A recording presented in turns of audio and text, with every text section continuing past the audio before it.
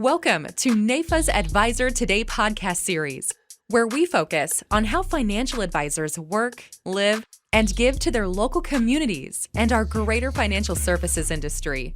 Now, let's get started with the show. Hi, everyone. Welcome to Advisors Today podcast, where we focus on the growth and development of advisors out there all around together for NAIFA. So I'm here as one of your co-hosts with our wonderful other co-host, Suzanne Caruana. Hi, Suzanne. Hey, Chris. Good to be here. So happy to see you.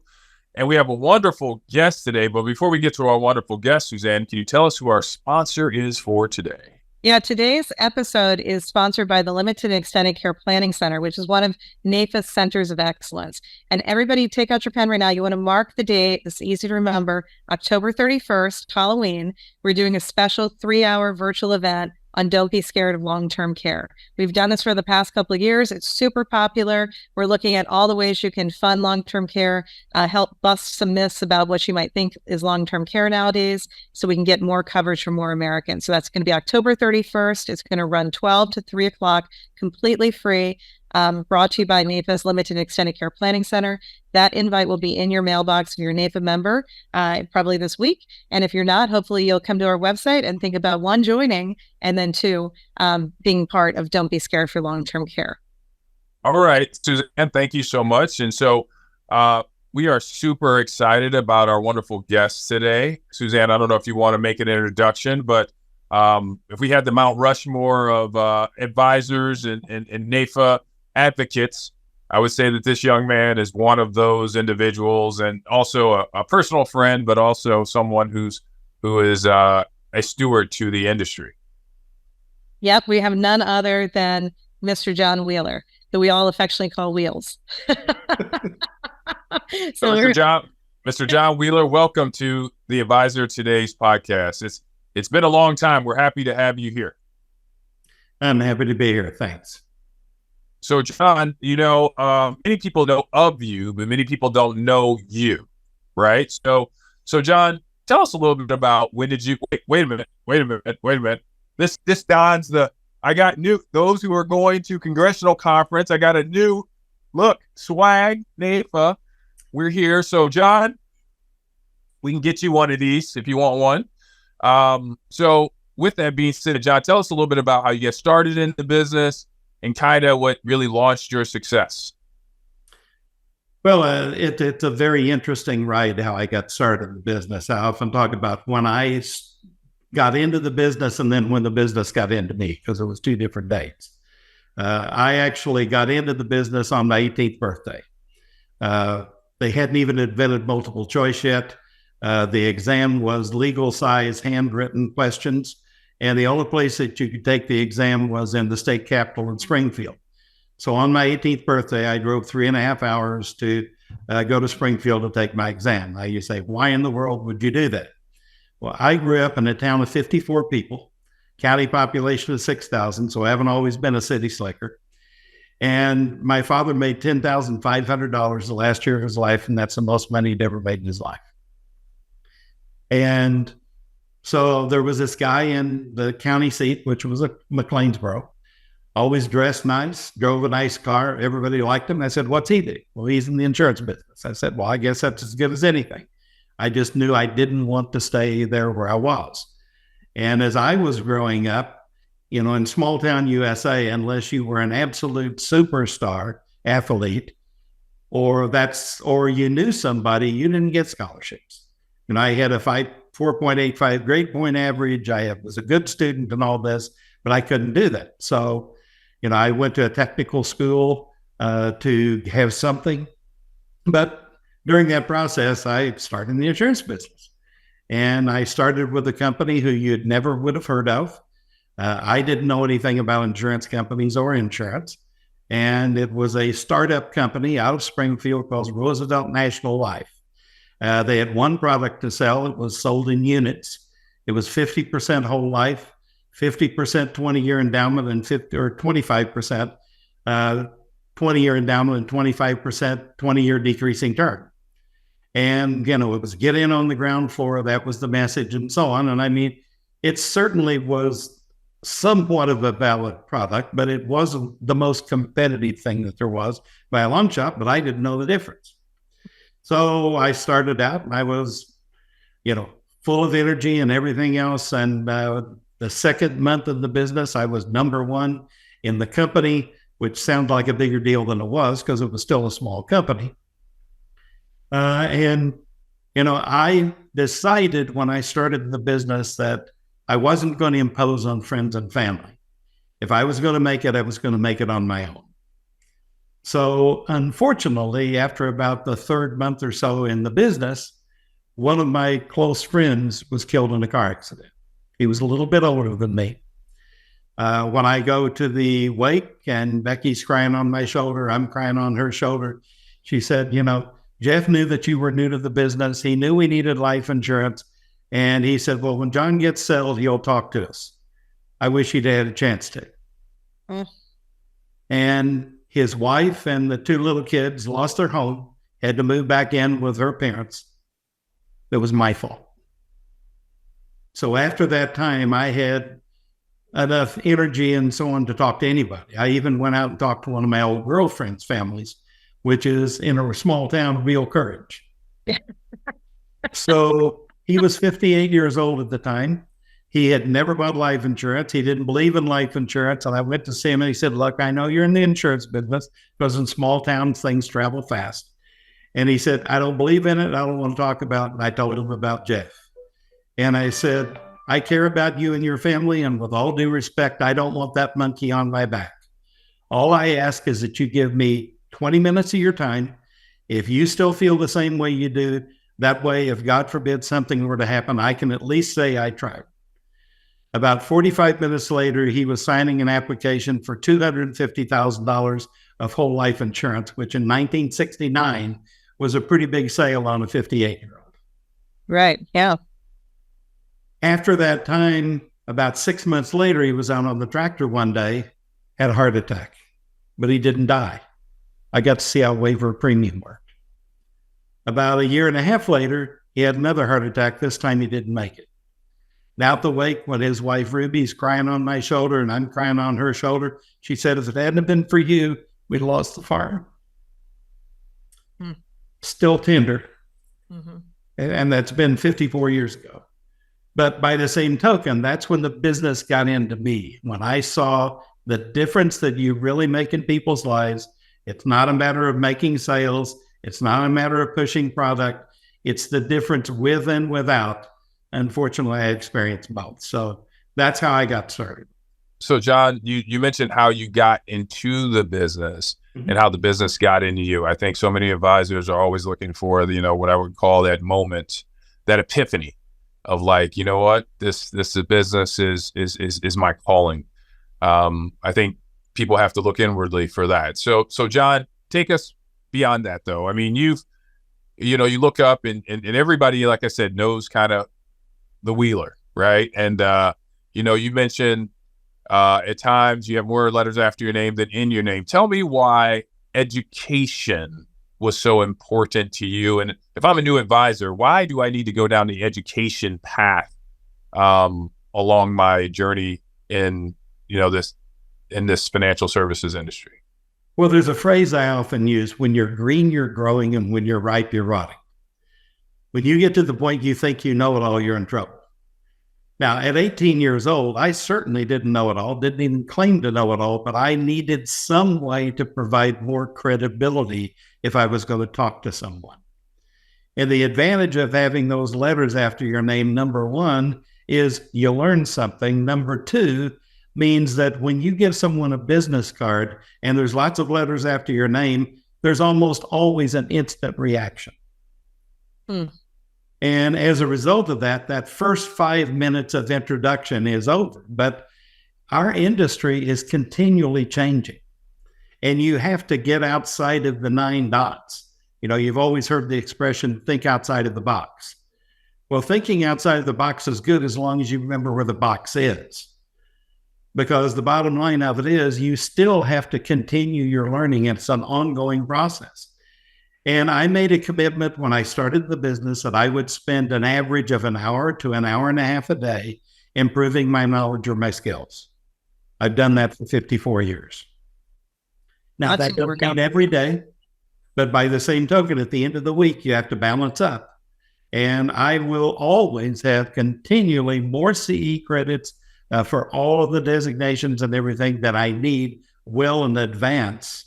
But by the same token, it's critical that you improve your learning. When I started teaching the CFP certification program, I would have teachers, I would have CPAs, I'd have attorneys, trust officers, insurance people, all walks of life. So you learned how to communicate differently because you understand how they understand. And if I don't understand where you're coming from and what your experiential base is, I may be talking a foreign language. So the great thing about having knowledge is knowing most of the time you don't have to use it. The advantage is now, how do I make it simpler instead of more complex? So John, let me ask you, because we're relaunching the LUTCF, and I know you're a big fan of that program. Can you helping rewrite it? Yeah. Yeah, just plug away on that one of like what that is, and then why it's coming back in style and more people are looking to really take it. Well, LUTCF was that was the first designation that I got. That's what helped keep me in the business, because if it hadn't been for NAIFA and LUTC, I probably wouldn't be here now. Because even after I started with Metropolitan Life, a few years, or about 8 months after I started with the startup company, still yet all of the NDRT producers that I knew, unfortunately, I didn't have respect for, because I felt that they were not really credible in the way that they did business. So I learned how to communicate with LUTC. And then when I went into management at the age of 22, part of being on my team was you would have your LUTC within 3 years, or you'd no longer be on my team. And I think if we could get more managers to have standards as opposed to just hiring people for the sake of hiring them, I said, if you want to be on my team, there are standards. You will be a NAIFA member, number one, because you're not going to count yourself as a professional without being part of your professional association. And LUTC is important because that's the entry level where you need to get grounded on language and what you're doing. So when the American College bought LUTC from NAIFA, then it kind of went away when the American College dropped it. And Diane Powers, who was the head of the education committee, which I was the chair of at that time, she said, look, I know that you're involved with the College for Financial Planning. Do you think they would be interested in helping us relaunch LUTC? So I said, let me make a phone call. Well, we got that relaunch done, and that worked for a little while. Now we're in the process of bringing it back as a wholly owned NAIFA program, which we are in totally control of. And I think it's critical for a new person in the business, or in fact, even someone who's been in the business for a while and has gotten a little stale. Because like I say, when you think you know it all, it's when you've got problems. And, you've often heard the old statement, well, this works so well, I quit doing it. Sometimes we need to be reminded. LUTC can do both of those. We are super excited about the LUTCF. There's a beta testing going on in the first class. So I think I know I'm enrolled in the first class. So I'm super excited about getting started with that. So with that being said, John, one of the things that, the industry warrants is, everybody believes they got to come in and sell a big case, right? Especially young people. Can you give some perspective on that, and the importance of joint work and just creating that culture where it's really mentoring and teaching others through not only learning, but also doing? Can you speak to that? Because I know you're a big joint work advocate. I am, because, here again, there's two ways that you learn: by your own experience or the experience of others. The second's a lot cheaper education, if you will allow it. And a lot of people have the attitude, well, I don't want to share. Well, 100% of nothing is still not as good as 50% of something. So it's not just a matter of financially. It's a matter of what you're going to learn. Even the best athletes still have coaches. The best golfers have a swing coach when here they are on the tour, but they still have a swing coach. So it's the little things that make the big differences. And if you want to go out elephant hunting and that's all you want to do, you're going to get hungry. And you may starve out of the business unless you're going out with someone that has a true elephant gun that knows what they're hunting for. But, in the meantime, you need to get grounded on your conversation and on your language. I mean, Chris, I'm all about the questions. If you make fewer statements and ask more questions, God gave us 2 eyes, 2 ears, and 1 mouth. If we use them in that proportion, we're a whole lot better off. So getting your language in less critical situations in some respects from the intimidation standpoint, I mean by critical, because, someone who is having trouble having 2 nickels rubbed together still has a need, and they still need to be served. So you can learn how to communicate while still serving Main Street America to position you to where when the time comes and you bring in a joint work partner until you're ready for that, you're much better positioned to do it. So what advice do you have, though, John, for our young advisors out there when you say stuff like work on your language? Like what are kind of some practical things you could give to them right now to help them to say, okay, what does that mean? Where do I start? Well, I mean, obviously, as you know, NAIFA does a webinar every month. And you listen to people who are doing it. You listen to people and they will teach you some of the language. And here again, you need to be an avid reader. You need to learn how to learn. Because here again, if you just go out and do things a certain way, I mean, when I started again in the business early on, I went to this young couple's house and, there was a program that Matt had at the time called You and Your Family. And, you went through the dependency period, then you went through the widower blackout period, and then the retirement period. I had my language down. I knew my part, but at the end of the conversation, apparently they didn't know theirs. So I did what I'd been taught to do, and I went back. A couple weeks later, knocked on the door. Wife came to the door, said, we're not going to be buying the insurance you were talking about. I said, do you mind if I ask why? Was there something I didn't explain properly? Oh, she said, you did a wonderful job. Until you were here the other day, I didn't know it. No, my husband didn't love me. I filed for divorce. I thought, oh my heavens, now I've become a home wrecker. Now, what happened?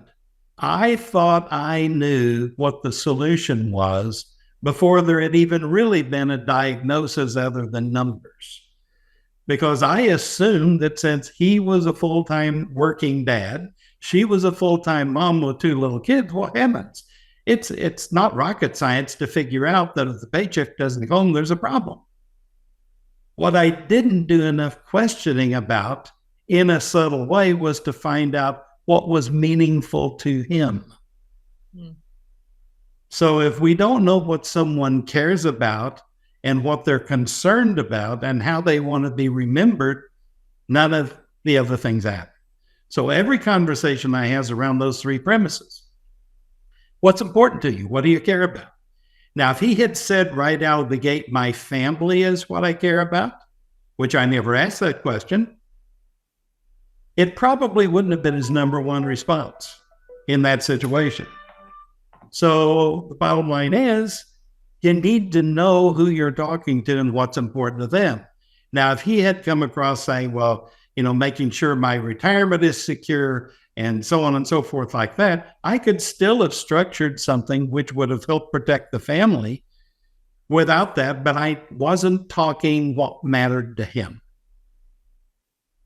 So that's what I mean by learning the questions. Learning the questions is, again, by doing joint work with people who are not just successful, because some successful people don't do business necessarily the right way. They're what I call peddlers. But by the same token, if you find someone that you can respect and that you can relate to, doing joint work with them, asking lots of questions, attending every educational conference that you possibly can, and reading everything you possibly can, going through the LUTC program, the LACP program, things of that nature to begin with, before you jump into the heavier courses, makes a big difference. You know, John, you've kind of structured that secret sauce, right? I guess if you follow others along the path of success, you'll have opportunity to have success along the way. So John, you know, you are a volunteer of volunteers. I mean, there's not too many committees, subcommittees, organizations, groups, whatnot that you have not yet volunteered for. That comes from service of self. So tell me where does that come from? And why is it so important to jump in the deep end and just get involved and not just sit on the sidelines and say, hey, yeah, I'm here. Call me if you need me. You want to lead from the front. Why are those two things super important? So that's kind of a two-pronged question. Well, I've never felt that being a spectator only gave you a full understanding of the way things really work. You know, you're a professional athlete in the past, Chris. You know, when you're sitting in the stands, you can backyard quarterback anything. But when you're actually out there in the heat of the battle, it's a little different. So until you get involved, you really don't understand all the nuances of everything involved. So I always was a fanatic about wanting to know everything about the inner workings of whatever. And I was always passionate about something that I cared about. And maybe to a fault, because I'm probably the last person that thinks of me instead of something that is important to me. Because like you said, I serve on lots of committees. I'm on the Government Relations Committee, helping to rewrite the LUTC program. I was the chair of the Education Committee when we did LACP. You know, I'm on the Grassroots Committee. Yeah, I get involved. I have always been involved. I've gone through the chairs in Illinois. I went through 2 local chairs in Illinois. Now I'm on the Texas State Board. So I believe in getting involved. But by the same token, at this point in my career, I believe that it's very important to have people that just don't say you should, but let's do. Oh, I love that. Not you should, let's do. Because again, I was fortunate enough to have a manager with Metropolitan that was involved with NAIFA, and that's how I got involved in NAIFA and how I got involved in the LUTC program. And in my opinion, we don't have anywhere nearly enough managers today that lead by example in that regard. Because if we say let's, as opposed to you should, a lot of people get the hair up on their back when you say, you're telling me what to do and you're not doing it yourself. So I've always been a fan of leading by example. I never ask anyone to do something I hadn't done or wasn't currently doing. So John, there's only one you. So how do we replicate the John Wheelers? And you know, obviously following your footsteps, I mean, those are big shoes to walk in. I mean, I have my gavel. I brought it out. You can see I've served my time. You know, I made sure we've had a forum. But let me ask this question: how do others? You know, I know a lot of people view you as, man, that's John Wheeler, though. Of course, he's done all that, right? But how do I get started? Right? How do I get started? Is it participating in a committee? Is it joining NAIFA? Is it being a part of leadership? Like, how do I get started if I'm new to this? I'm brand new. How do I get going? It's first and foremost, join NAIFA. You don't know if you like Kool-Aid until you taste it. And then, you know, a lot of people, when they go to their first meeting on the Hill, whether that's locally or whether that's on a national level, that's when they really see, hey, maybe I can make a difference. Because I was one of the slow learners in that regard. I didn't believe in political action committees at all. I thought all you're trying to do is buy votes. My money's not going to be enough to carry anyway. When I finally got it through my thick skull that what you're doing is buying audience. And if someone is going to explain our position, I'd rather it be me or someone who understands our position than allowing or anticipating someone else is going to do it adequately. Because politicians understand two things. They understand votes and they understand money. But by the same token, at the end of the day, when I'm buying audience, now all of a sudden I have an opportunity to explain the unintended consequences sometimes of well-meaning bills that they haven't thought it all the way through. And the fact that, if you look at the dollars that our industry provides, and then you look at Medicare and Medicaid and Social Security and how underfunded it is. If our industry was destroyed, how big a problem does the government have now? So we're not part of the problem, we're part of the solution. But it took me a while to understand that. But when I began to understand it was the first time that I actually went with another NAIFA member to a congressional meeting. And then I got to know legislators and so on, and to where now we could be a resource for them. So, mentoring, as you know, has been part of my life forever, because I believe God put us here for more than just ourselves. And I was at an NBRT meeting one time, and I heard a speaker talk about, well, what you need to do is write the epitaph for your tombstone. I thought, that's the craziest thing I've heard. I'm in my 20s at the time. Last thing a 20-year-old's thinking about is, what do you want to have written on your tombstone?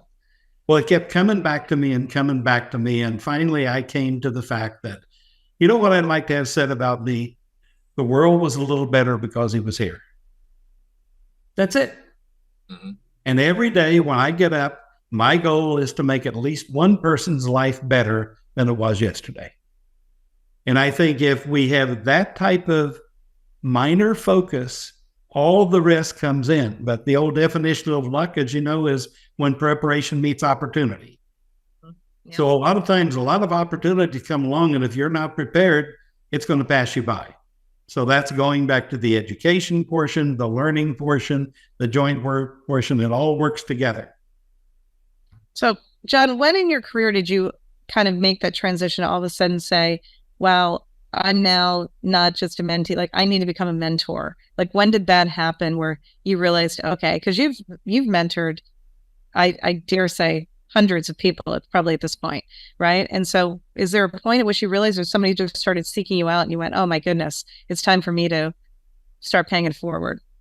Well, I guess it kind of happened by accident to some degree, because the more people that come to you and ask you, how are you doing this? Or the more people you do joint work with, you get more out of giving than getting. The good book says that, but a lot of people don't believe that. And until you've experienced it, you really don't understand it. But it is fact. I get more pleasure from helping someone go to a different level today than I do doing it myself. And I've had a pretty reasonable level of success in my career. But by the same token, I still believe in that.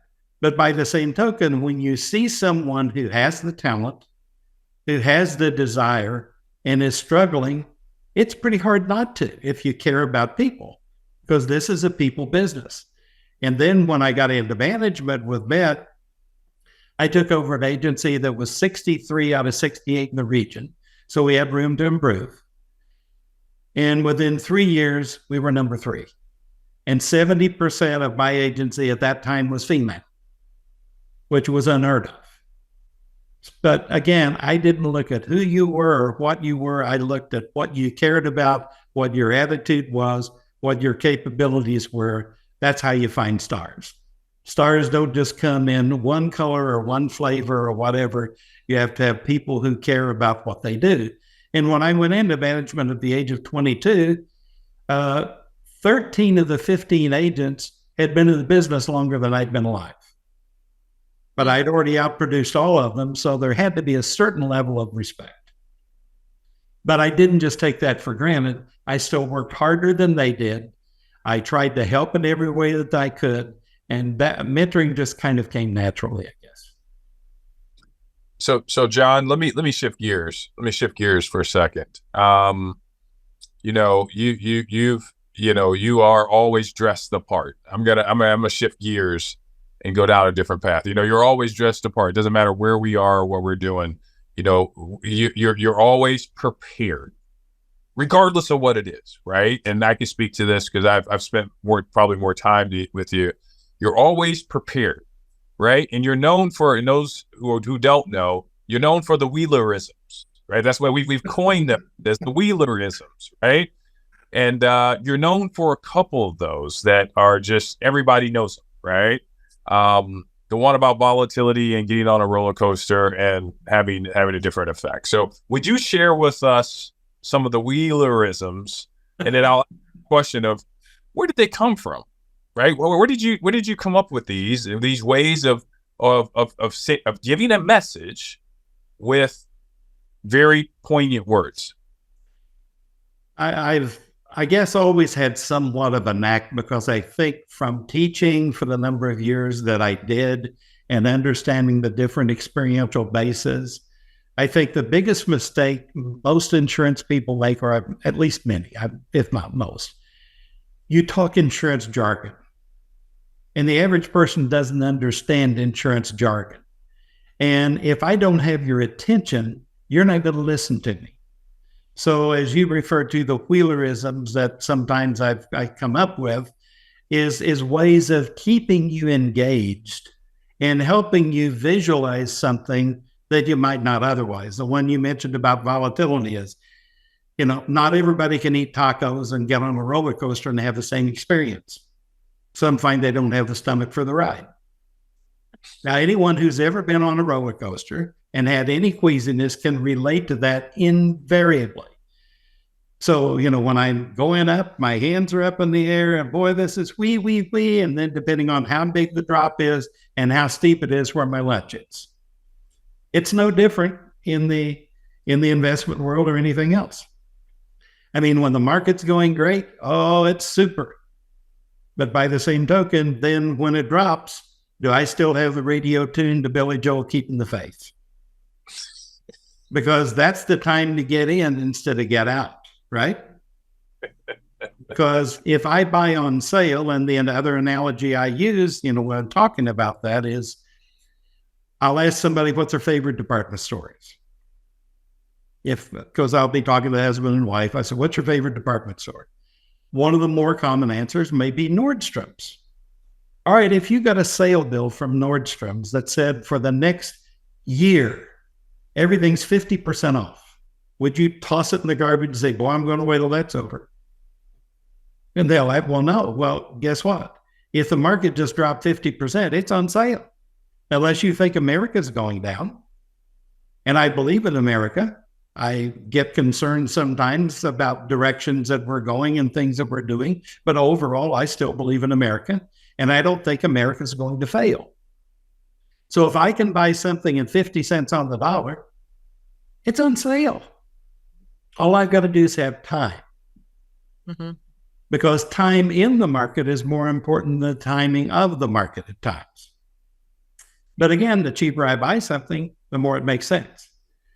So John, I'm going to hit you with a couple of scenarios and objections that people may have. And this may be one of the most highlighted and most reviewed session here. So I'm going to hit you with a couple objections. I'd just like to hear how you would overcome some of those specifically, because you have a way of saying it in a very unique way. Is that okay? Sure. Okay, great. So I don't believe in permanent life insurance. Term is the only kind I would buy. And, why would I buy permanent life insurance? What's the point of that? Well, the point of that really depends upon what's important to you. Do you own your home or do you rent it? Yeah, I own it. Why did you do that? It costs more to buy it than it would to rent it. It did. And if you own it, now you're responsible for all the maintenance, all the upkeep, all the taxes and everything else. You could have avoided that by renting it. So why didn't you just rent? Didn't make sense. Well, tell me why you felt it didn't make sense. Because I'd rather invest the money versus renting. Well, if there was a life insurance product that was guaranteed to increase every year that you owned it, and anytime there was upside potential, you could never lose it, And at the end of the period of time, it was yours. Wouldn't that make more sense than something that term insurance may be cheap, which there's a difference between cheap and inexpensive, because any company's term insurance is actuarially priced to lapse before you do. So unless you cooperate and die early, you're going to pay more for your term insurance than you're ever going to get in death benefit. Does that really make sense by comparison, as opposed to something that even if you stopped mid-term, you could still have a reduced paid-up contract and there would be something there? Because insurance is a lot like religion. You have to give it when you think you don't want it to have it when you really need it. So it sounds like I need to get some religion. All right, John, let me give you another one. So, it's too expensive. I mean, I don't want to spend that much money on an insurance product. I understand, but did you buy your homeowner's insurance and you just can't wait to see your home burn down to see how good your insurance was? Did you expect that to happen? No. Or do you buy your car insurance because you're expecting to have an accident, to have your car totaled? No. Is medical insurance inexpensive? But is it not more expensive to not have it if you need it? So cheap things don't have value, and valuable things don't come cheap. It's a good way to put it. So, John, last one for you. I'll just rather invest in stocks because, you know what? At the end of the day, if I'm not here, my wife can figure it out even though I'm not here.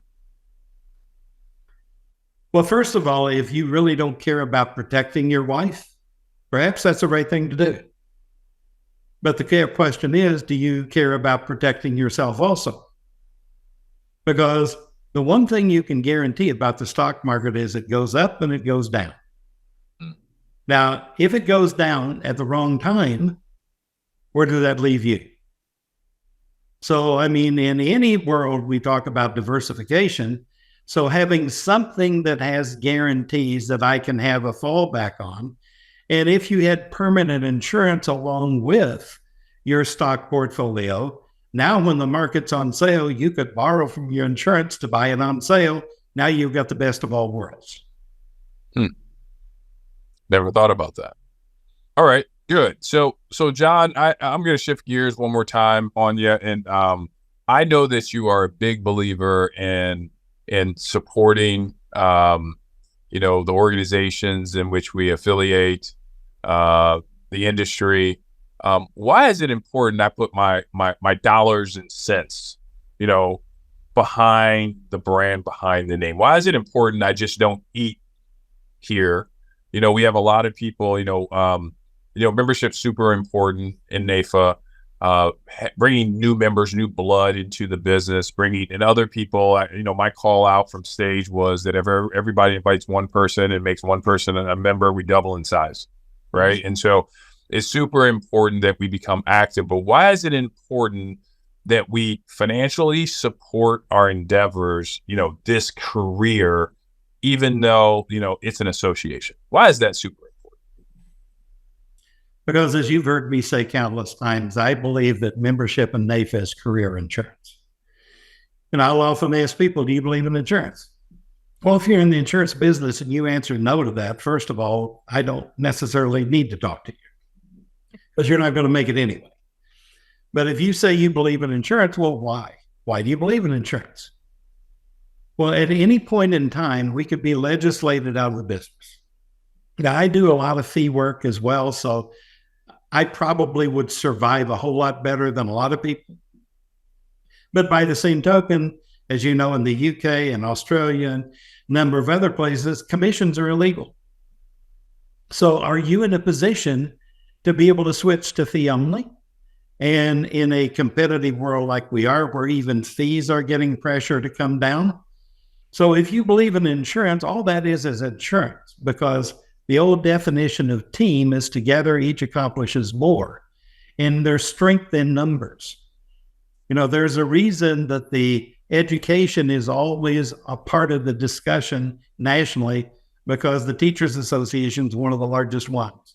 Trial attorneys, same thing. So if we want to have relevance and we want to have power, we need to be at the table. And being at the table with strength in numbers is really what talks. Yeah. Well, Chris, you know what? It's that time. Really quickly. So Suzanne, before we get to the lightning round here, hey, John, just really quickly, why is it important for people to come to DC to participate and to show up, show out, and also let their voice be known? Well, it's important because number one, it showed effort. Number two, you're not just going as a representative of yourself. You're going as a representative of all of your clients who are also their constituents. And as I said, politicians understand two things: dollars and votes. But again, if you care enough to reach out to them and offer to be a resource, over time, that can develop into a relationship that's meaningful. There was one representative in Illinois that the first time that I went into his office, you could unmeet in the room. It was such a cold reception. Now, all of a sudden, he calls me on a first name basis. All of his staff come out. One of the staff members has actually become a client. And it was from a diverse standpoint. I wasn't the person you would have expected that from. But still yet, it was showing true caring, true concern, and listening more than you're talking, unless a question they ask, you're answering. All you're trying to do is be a resource. So they should come because, again, if we don't, who will?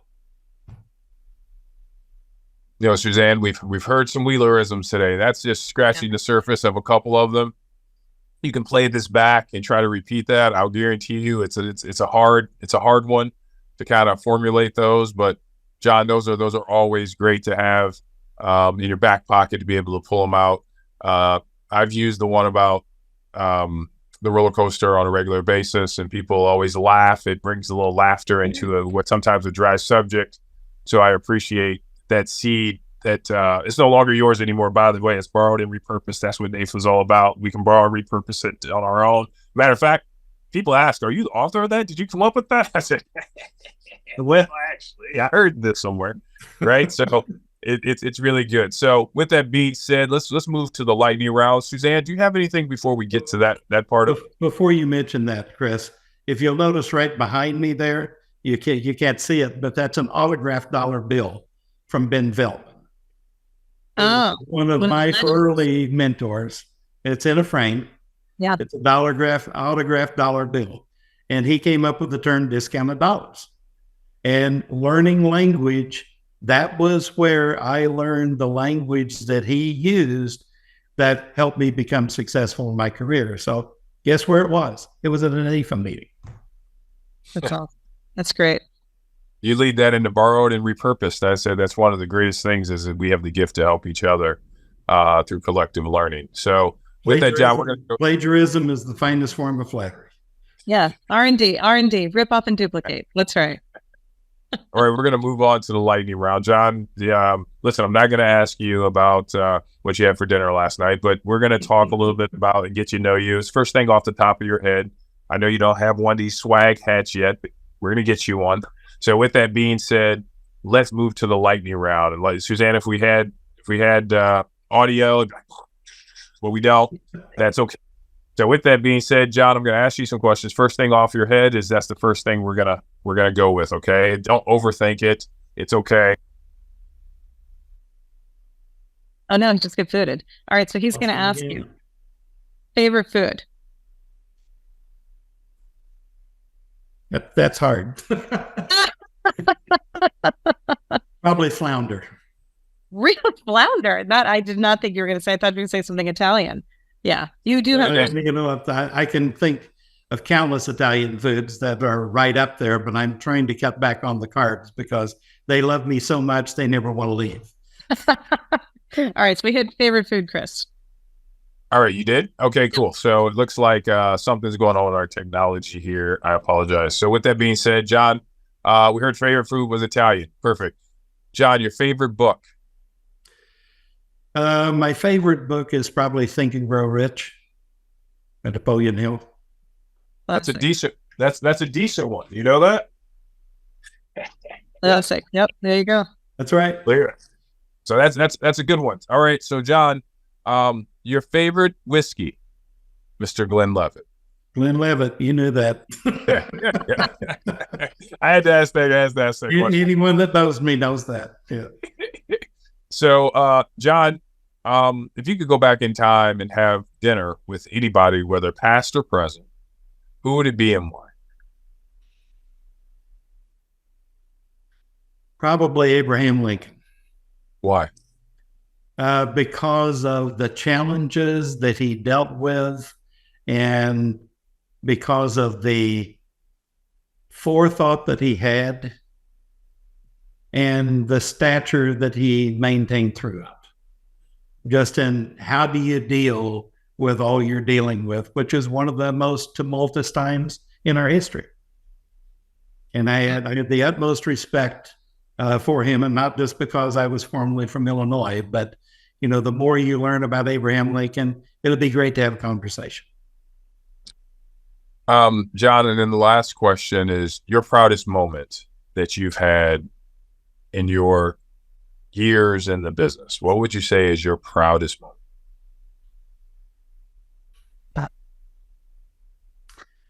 Well, the proudest moment was probably the year that I was asked to join the executive committee of the Forum 400, which would then become president, because it was a very elite group, and thinking that in the peers' eyes that you have the utmost respect for, that they want you to lead, was probably one of my most proud moments in the industry.